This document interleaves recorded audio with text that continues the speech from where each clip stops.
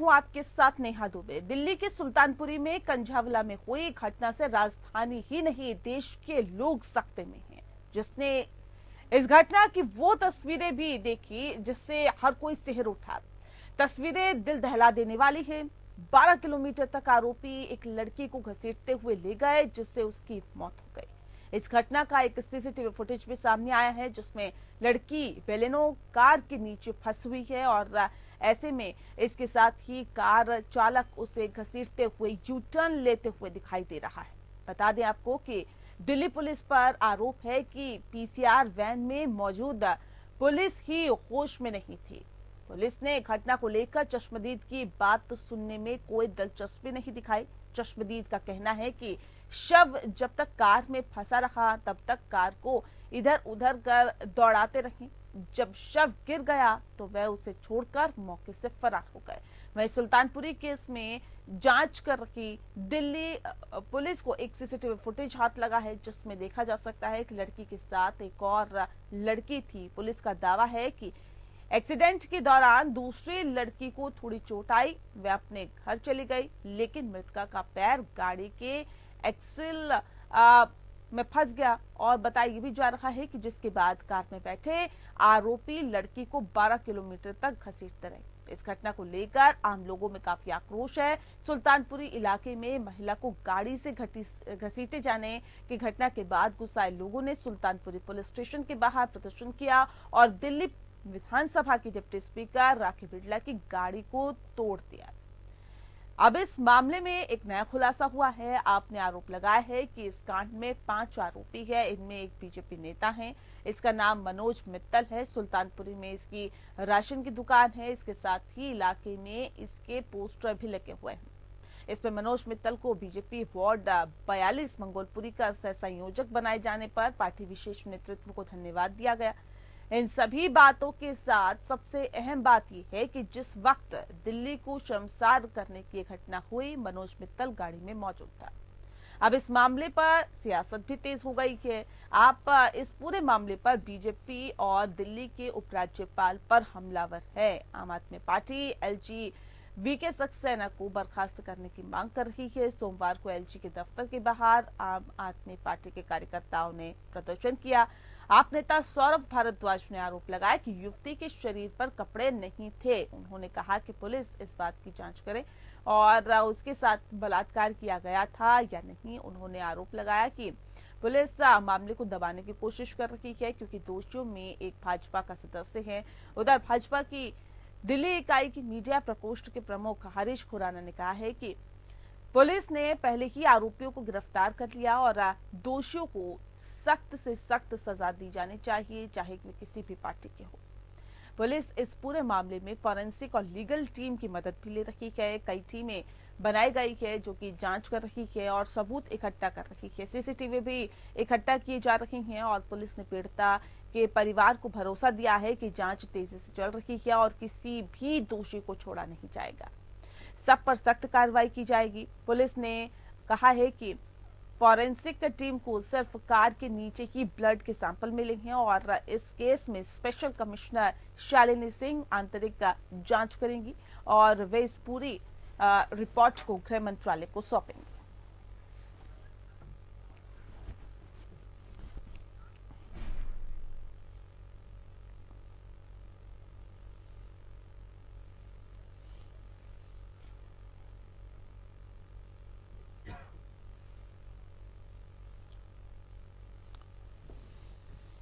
और चलिए इस विषय पे आज हम तफसील से चर्चा करेंगे। खास मेहमान हमारे साथ मौजूद है, उनसे आपका परिचय करा देते हैं। इस वक्त हमारे साथ आर.के. मिश्रा साहब है, प्रवक्ता है भारतीय जनता पार्टी की, बहुत स्वागत है आपका।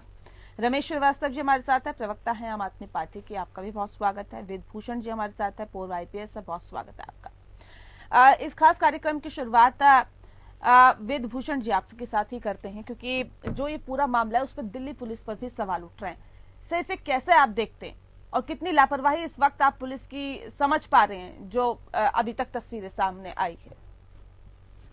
देखिए नेहा, जो प्राथमिक रूप से अब तक जो पता लगा है उसमें एक पुलिस का जो PCR का सिस्टम है वो कोलैप्स कर गया है क्योंकि जो पूर्व कमिश्नर साहब थे उन्होंने एक प्रयोग किया था। वो प्रयोग था कि पीसीआर को थानों के साथ जोड़कर उनकी जो नफरी है या उनकी थाने की स्ट्रेंथ को बढ़ा दिया जाए, जिससे कि थाने में ज्यादा पुलिसकर्मी अवेलेबल हों। परंतु वो एक्सपेरिमेंट फेल हो गया और जो पुलिस की एफिशिएंसी थी, जो जिसके लिए दिल्ली पुलिस जानी जाती थी कि तुरंत काल पर पहुंचती थी, एटलीस्ट वहां पर उसकी पुलिस की प्रेजेंस होती थी, वो सिस्टम कल के इंसिडेंट, परसों के इंसिडेंट ने साबित कर दिया कि वो सिस्टम कोलैप्स हो गया है। और मैं व्यक्तिगत रूप से कमिश्नर साहब जो नए हैं उनको भी मैंने ट्वीट किया था 22 अक्टूबर को कि ये सिस्टम कोलैप्स हो गया है, आप पुराने सिस्टम पर स्विच करें तो शायद ज्यादा बेहतर व्यवस्था हो सकेगी। और ये बिल्कुल सही बात है कि जो प्राथमिक तौर पर जो पुलिस की लापरवाही थी कि इतने लंबे दूरी तक एक लड़की स्ट्रेच पर एक टायर के दौरान फंसी रही, वहां पर ना कोई पुलिस की गाड़ी थी ना कोई बैरिकेडिंग थी। यदि पुराने सिस्टम में होता तो वहां पूरी दिल्ली को हर जगह पर एक व्यवस्था की गई थी कि पुलिस की गाड़ी से प्रोटेक्ट किया जाएगा दिल्ली। तो इसलिए हम लोग पुनः मांग कर रहे हैं कि पुराने सिस्टम पर लाया जाए। अब आती है इन्वेस्टिगेशन की बात। लापरवाही थी, जिस पोर्शन में लापरवाही थी, परंतु इस तमाम जो इन्वेस्टिगेशन है इसको यदि आप 3 टुकड़ों में अलग अलग करके यदि चाहेंगे,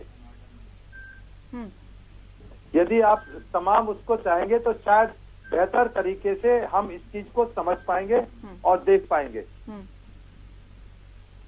जी, शायद सिग्नल में कुछ प्रॉब्लम आ रही है। नहीं, आपकी आवाज हम तक मिल पा रही है, हमें मिल रही है, बताइए। उसमें ये है कि इसमें तमाम जैसे कल तक ये एक मुझे भी डाउट था कि शायद उस लड़की के साथ रेप या कोई मोलेस्टेशन ना हुआ हो, परंतु अब चूंकि पोस्टमार्टम रिपोर्ट आ चुकी है उसमें क्लियर हो गया है कि लड़की के साथ कोई दुष्कर्म नहीं हुआ था। क्योंकि मेरा भी स्ट्रॉन्ग डाउट था कि क्योंकि लड़की नग्न अवस्था में थी तो पूरी अप्रीहेंशन थी कि वो लड़के शराब पी रखे थे, शराब के नशे में थे, म्यूजिक सिस्टम उनका बहुत तेज चल रहा था, तो हो सकता है कि उन्होंने उस लड़की के साथ किया है, परंतु वो पॉसिबिलिटी अब रूल्ड आउट हो गई है। अब जो बाकी इन्वेस्टिगेशन की चीजें हैं कि क्या वो लड़की 13 किलोमीटर तक, क्योंकि ये अनयूजुअल है नेहा, बहुत मेरी नौकरी के दौरान और उसके बाद और पहले मैंने इस तरह का सेंसेशनल हादसा मैंने अपने जीवन काल में नहीं देखा।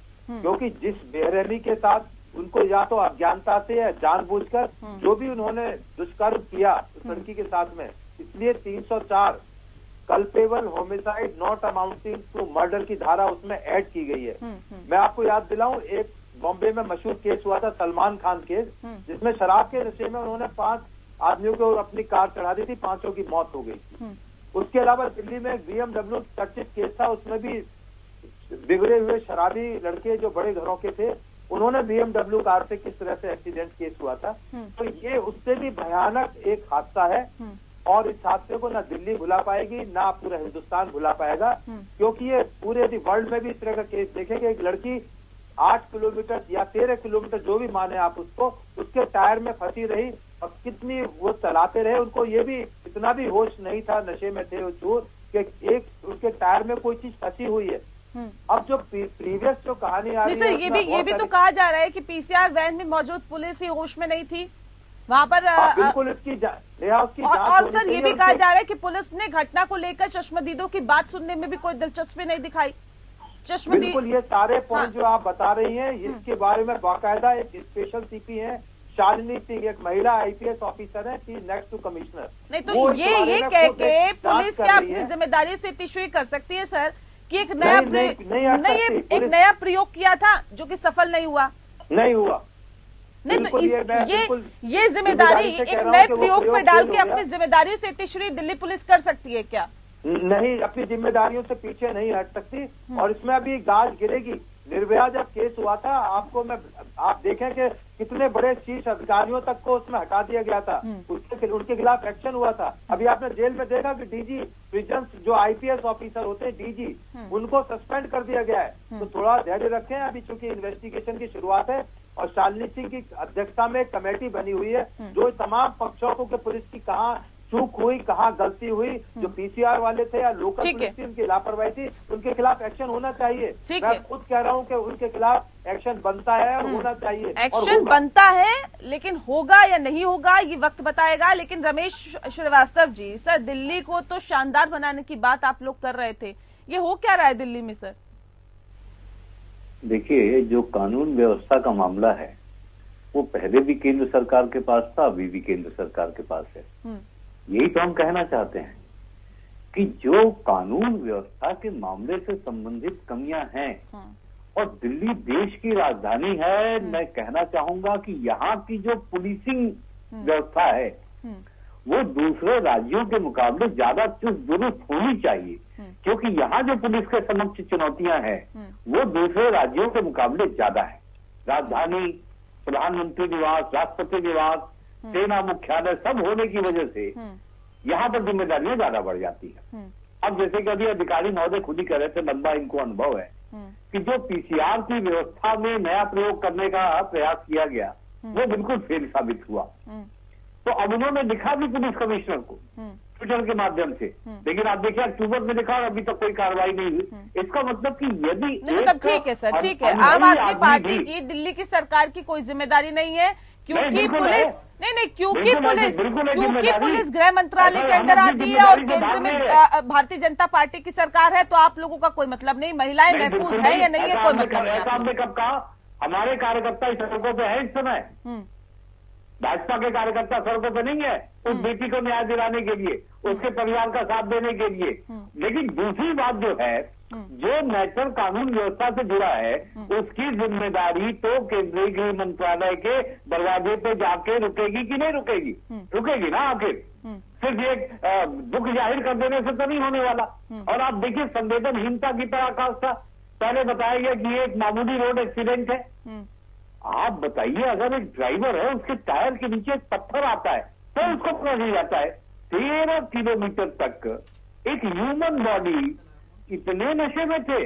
ये नशेपन की बात नहीं है, ये ज्यादा। मिश्रा साहब जवाब दीजिए, नाम तो एक भारतीय जनता पार्टी के नेता का भी आ रहा है इसके अंदर, सरकार भी आपकी केंद्र में है, गृह मंत्रालय आपके पास है, और ऐसे में जाहिर तौर पे पुलिस आपके पास ही है, तो फिर इसमें दूसरे का तो कुछ कहा ही नहीं जा सकता। देखिए नेहा जी, ऐसा है जो इस तरह की आपराधिक जो मानसिक असंवेदनहीनता है, निश्चित तौर पर ये दिखाती है जो जिस तरह की घटना घटी है, इसके परिप्रेक्ष्य में किसी भी तरह की मुझे लगता है जो कि राजनीति करने की आवश्यकता नहीं है। ऐसे असामाजिक तत्व, ऐसे जो अराजक तत्व हैं, इनको मतलब कठोर से कठोर सजा दी जाए, ये सबकी मांग है। हम की नहीं, हमारी ही मांग नहीं बल्कि पूरे दिल्ली की जनता, पूरे देश की जनता की मांग है। अब आते हैं जो कि पल्ला झाड़ने की बात है, जहां तक आम आदमी पार्टी का हमेशा से रहा है, पल्ला झाड़ने की राजनीति रही है और उन्होंने ऐसा हमेशा से ही किया है।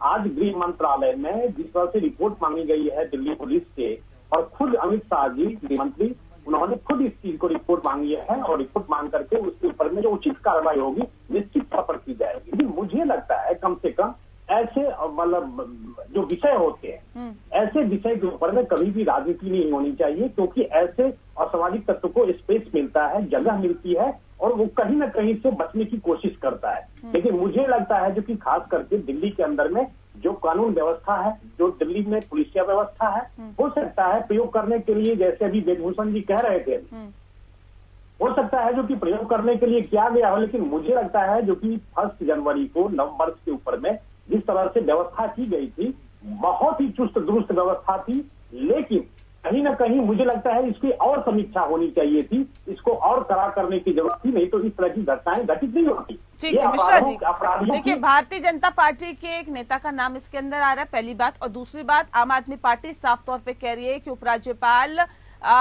जो है एलजी है वीके सक्सेना, उनको बर्खास्त किया जाए। अब देखिए नेहा जी, यहाँ पर पहली बात तो ये है जो बताइए, विनय सक्सेना जी की बात है। विनय सक्सेना जी ने पूछ रहे क्या कार्रवाई हुई बताइए, कह रहे क्या कार्रवाई हुई बता दीजिए। उस स्थानीय नेता जिसका नाम आ रहा है उसके विरुद्ध भाजपा ने क्या कार्रवाई की? मैं बता रहा हूँ मैं बता रहा हूँ नहीं, भाजपा क्यों कार्रवाई करेगी सर? देखिए उपराज्यपाल जी का उन्होंने खुद कहा है कि इस तरह की घटना घटी। अरे सुनिए तो सही, अरे सुन लीजिए पहले, अरे आप सुन लीजिए ठीक है। आपसे पल्ला, आपकी जिम्मेदारी कहाँ चली जाती है? जब आप राजनीति करते हैं किसी भी विषय के ऊपर में, आपकी जिम्मेदारी कहाँ चली जाती है? आप मैं जो कह रहा हूँ उसको सुनने की कोशिश करिए। अब जहां तक बात है भाजपा के नेता का नाम आ रहा है, इसमें कोई भी पार्टी का अगर नेता अगर होगा उससे बख्शा नहीं जाएगा। नेहा जी, मैं आपके चैनल के माध्यम से बड़ी जिम्मेदारी के साथ कहना चाहता हूँ, और कोई भी बच नहीं पाएगा। किसी भी पार्टी का नेता हो, कितना भी बड़ा नेता हो, उससे कोई फर्क नहीं पड़ता। अगर किसी ने अपराध किया है तो उसको सजा मिलेगी, इसमें कोई दो मत नहीं है। जहां तक उपराज्यपाल जी की बात है, उन्होंने खुद ही कहा है कि इस तरह की घटनाएं निश्चित तौर पर अपराधी के मानसिक असंवेदनहीनता को दर्शाता है, और मुझे लगता है दिल्ली के साथ साथ हम भी संसार हुए हैं। उन्होंने खुद इस चीज को जो है रियलाइज किया है। नहीं, वो कह रहे हैं, अभी देखिए ना, ये बताइए, ठीक है, लेकिन ये बताइए कि जिस भारतीय जनता पार्टी के नेता का नाम आ रहा है मित्तल, उसके खिलाफ किस तरह की कार्रवाई आप लोगों ने की है, ये तो बता दीजिए। ये देखिए, हाँ बिल्कुल नेहा जी, आपने सही प्रश्न किया। मैं कह रहा हूँ कि पहले अभी इनिशियल स्टेज में सारी जांच है, इसकी क्या भूमिका है इसको पता लगने दीजिए। आप देखेंगे जो कि यहाँ पर दूध का दूध और पानी का पानी मिल करके रहेगा, इसमें कोई दो मत नहीं है। कितना बड़ा भी नेता हो, कितना बड़ा अभिनेता हो, उससे कोई फर्क नहीं पड़ता। अपराधी अपराधी होता है, वो चाहे किसी भी पार्टी का हो। पहले ये भी आरोप लग रहा है ना सर, इस कांड में जो 5 आरोपी है उनमें से बीजेपी का नेता जो है उसका नाम मनोज मित्तल है, और वो भी उस वक्त उस गाड़ी में मौजूद था जब मौजूद था। और इसमें जांच आप कह रहे हैं, लेकिन प्राथमिक तौर पे आप लोगों ने क्या किया? क्या वो भारतीय जनता पार्टी का नेता है इसलिए संरक्षण दिया जा रहा है, इसलिए उस पर कार्रवाई नहीं होगी क्या? नहीं है नेहा जी, बड़े ही जिम्मेदारी के साथ कहना चाहूंगा, कोई संरक्षण नहीं है। जैसे हम लोग पहले एक बात हो रही थी यहाँ पर, जो कि उनके साथ दुर्व्यवहार तो नहीं हुआ है, लेकिन उस तरह की जब पोस्टमार्टम रिपोर्ट आई है उसमें इस चीज की पुष्टि हो गई है। अब हुआ जो कि इसमें कौन कौन इन्वॉल्व था, इसमें कौन कौन इन्वॉल्व नहीं था, गाड़ी के अंदर में कौन था, गाड़ी में कितने किलोमीटर तक इसको घसीट करके ले जाया गया। अब किस बात का इंतजार किया जा रहा है सर? अभी तक अगर कोई कार्रवाई नहीं हुई तो कार्रवाई क्यों नहीं हुई और किस बात का इंतजार किया जा रहा है? क्या कुछ स्पष्ट होगा? नेहा जी, मैं जिम्मेदारी के साथ कहना चाहूंगा, जो कि अगर मान लीजिए अगर किसी भी तरह की किसी की भी भूमिका रहेगी, मैं आपको विश्वास दिलाता हूं इसमें किसी को बख्शा नहीं जाएगा। ये आप इस चीज को समझ। वेदभूषण जी भी हमारे साथ जुड़े हैं। वेदभूषण जी, अच्छा ये बताइए, ठीक है, इस तरह के आरोप लग रहे हैं, और आरोप लगने के साथ ही क्या पहले गिरफ्तारी नहीं होती है क्या? ये भारतीय जनता पार्टी का नेता है इसलिए इतनी ढील दी जा रही है?